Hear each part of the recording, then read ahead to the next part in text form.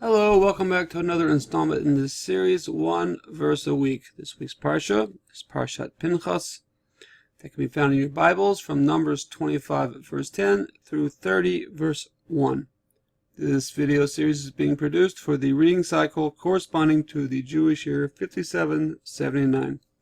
If you feel that this series or any of my other projects are useful, if they're worthy of your support, please consider becoming a patron over on Patreon, or potentially making a small donation via PayPal. That information can be found in the details below. Okay, let's get started. Parshat Pinchas. Okay, the verse I chose for this time around is Numbers 25:13.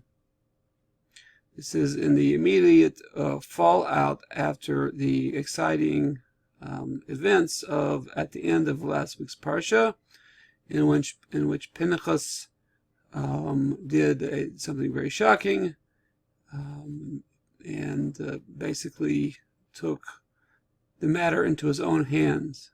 Okay, so if you have not read that yet, I don't want to spoil it. Go back and read that. Shocking stuff. Okay, fine. So Numbers 25:13. So let's read the Hebrew a couple times. V'haita lo ulazaro acharav brit kohunat olam tachat asher kine Elohav v'yakaper al bnei Yisrael. One more time.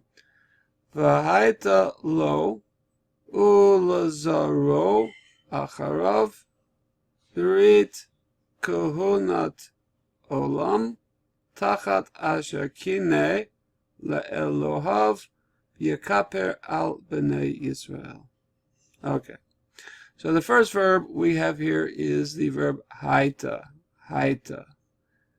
This comes from the shorish, the root hey yud hey.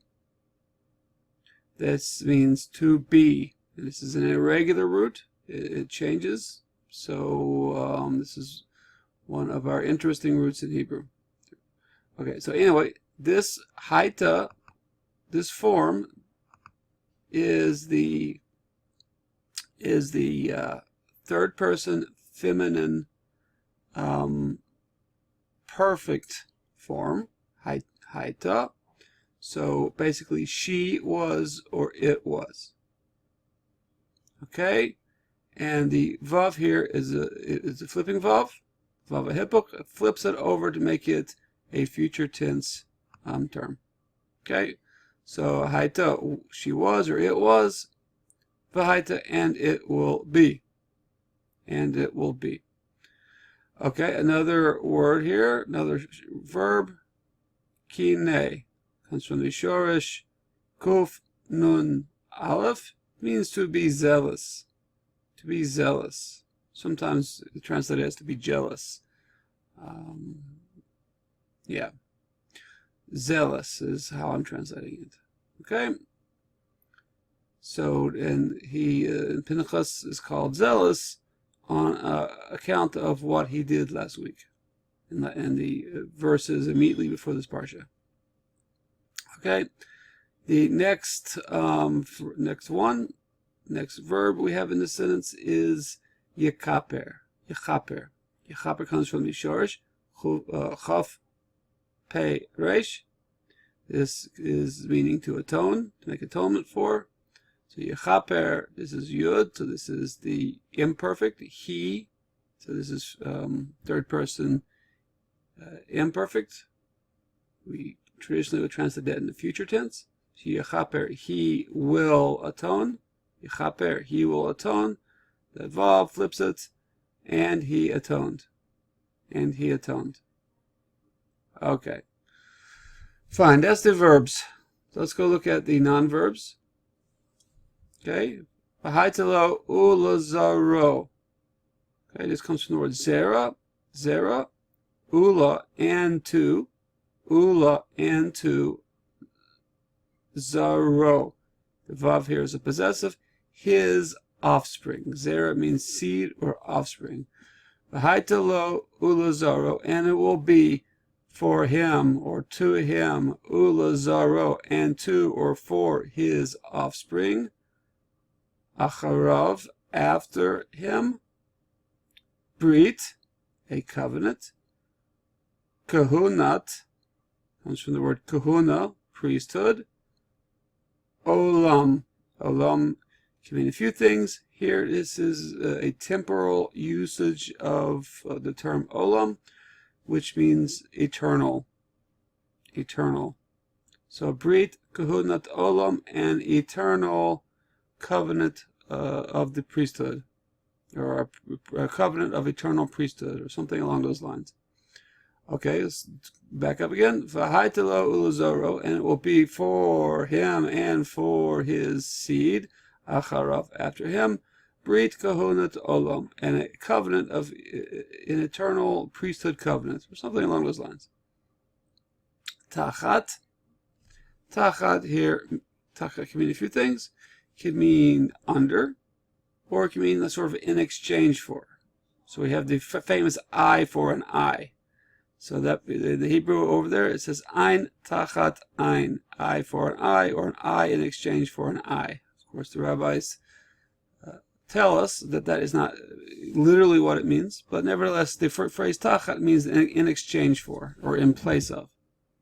Okay, so tachat, in exchange for, or in place of, or on account of, like this because of that sort of thinking.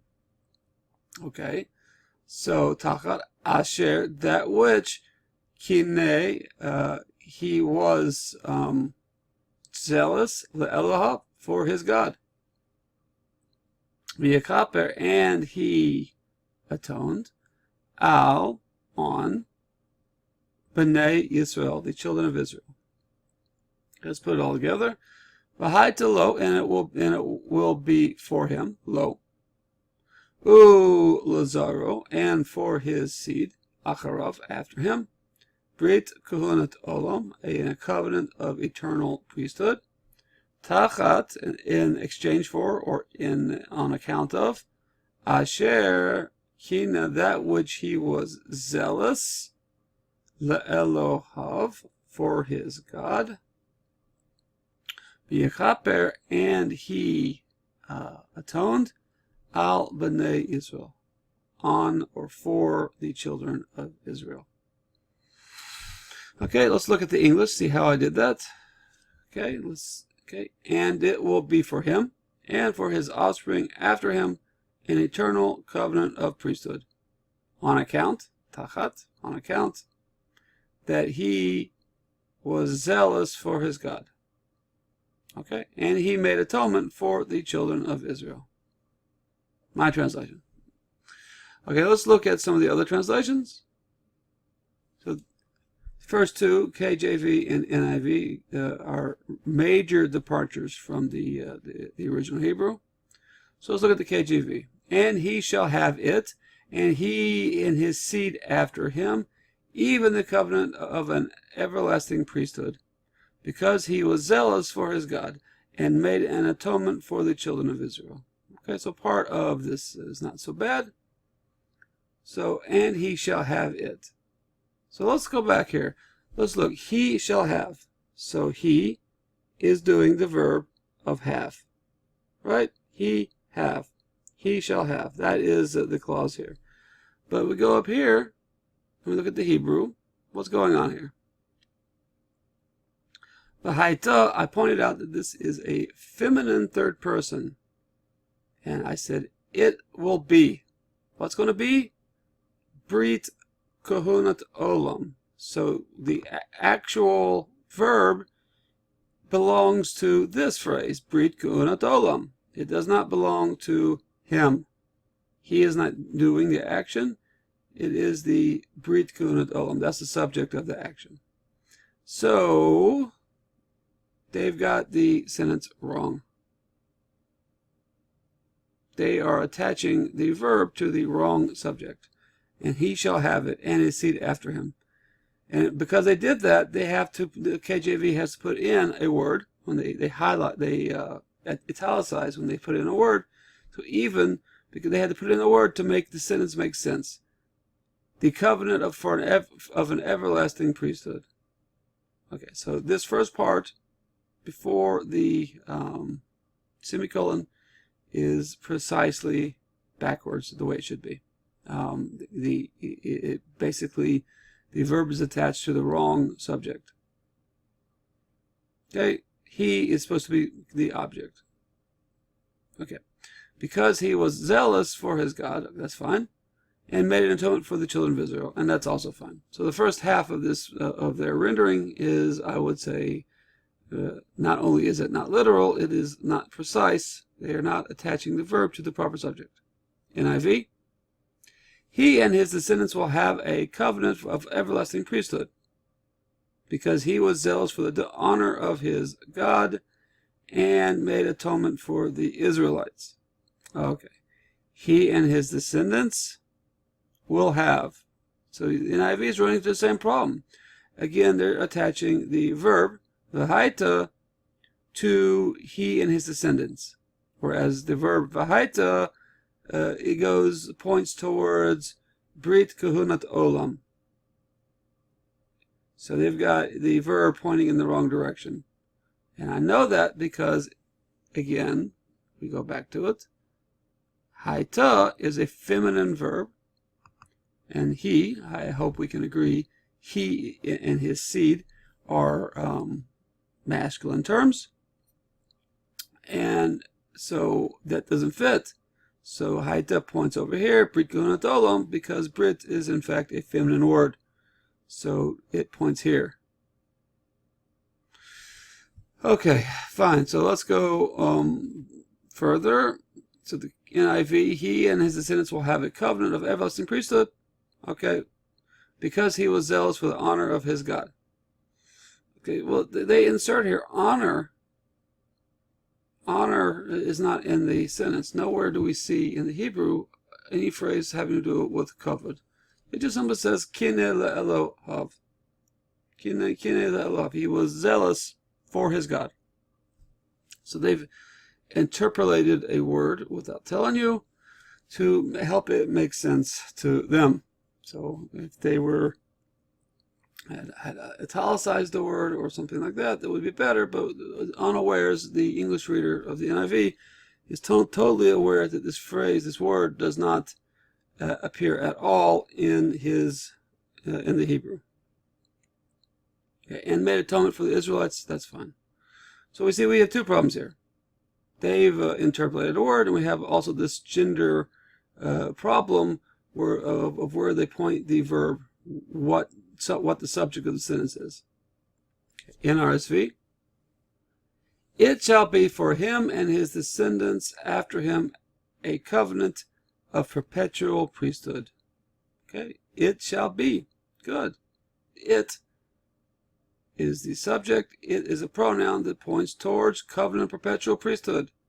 So it points here. It is receiving the action, is doing the action. It shall be.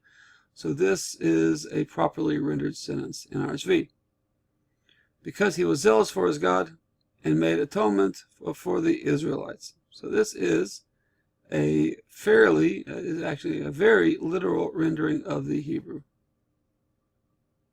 Okay, JPS. It shall be for him and his descendants after him a pact of priesthood for all time. Because he took impassioned action for his God, thus making expiation for the Israelites. Okay. I think so. The sentence is a little this rendering is a little overly wordy, but okay. Thus making expiation, he could have just said made atonement. Okay.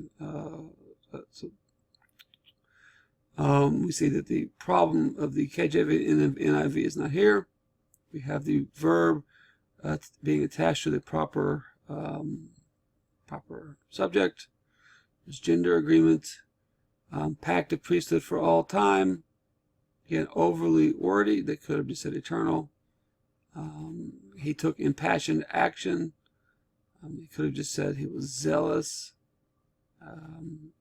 So they again, this is still a decent translation. It does not go afield from the Hebrew too much. Although from a stylistic point, I think it's a little overly wordy. Okay, stone, and it shall be for him and his offspring after him a covenant of eternal priesthood. Okay, and it shall be. Good. The verb vahaita is pointing to the proper place, the covenant of eternal priesthood, because he took vengeance for his God. Okay, because he took and he atoned for the children of Israel. Okay, so stone is a very, very literal rendering of the English.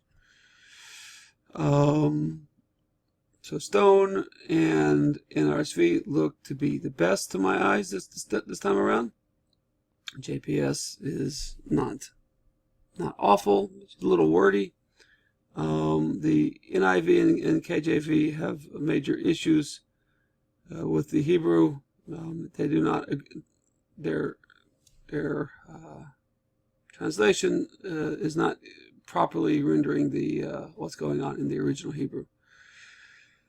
And that being said, they don't go far afield from the actual meaning of the verse. It's just that they are not following the grammatic norms of the Hebrew here.